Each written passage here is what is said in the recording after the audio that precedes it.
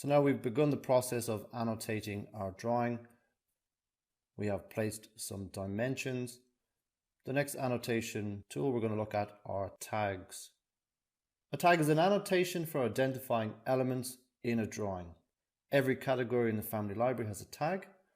Some tags automatically load with the default Revit template, while others you need to load. If desired, you can make your own tag in the family editor by creating annotation symbol family. I have made my own tags for this project. This is something that we cover in the intermediate course.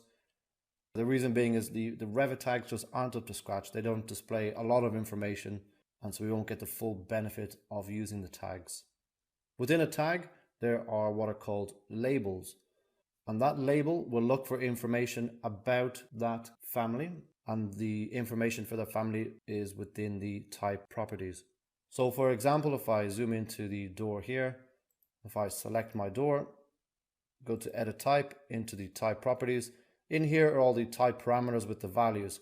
So when we place the tag will look for information that I specify. So for example, I can specify that I want my tag to look for the width and height of that door. As well, I can look for further information like a description about the door, what type mark, and so on. So all the tag is doing is looking for that information, and then it displays it for us in a tag form.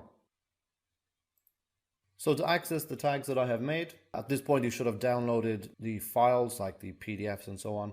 So in there is a folder. The folder's name is tags, and we have 3 different tags within the folder.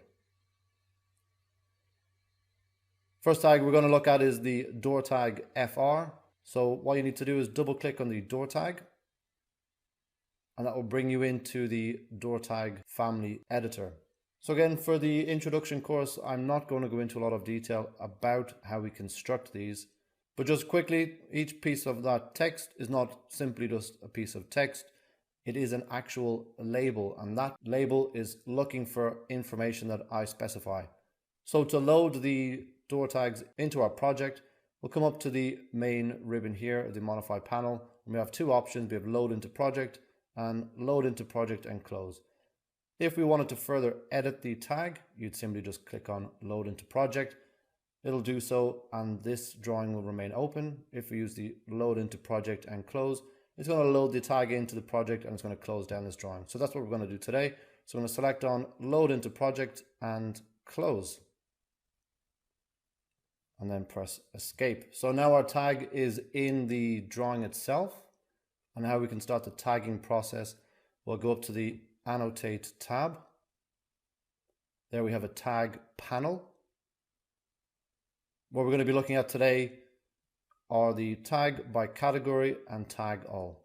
So if we use the tag by category, it'll tag individual components as we select them. As long as we've correctly attached the correct label and specified the right information, the correct tag will appear. Of course, we're able to do this a lot quicker, and the way we do that is the tag all. So we select tag all. In here as well, we'll specify what tags we want to be displayed. So first one there are the door tags, so we'll tick that on. And because we've now loaded the tag into the project, it's the first one that's displayed.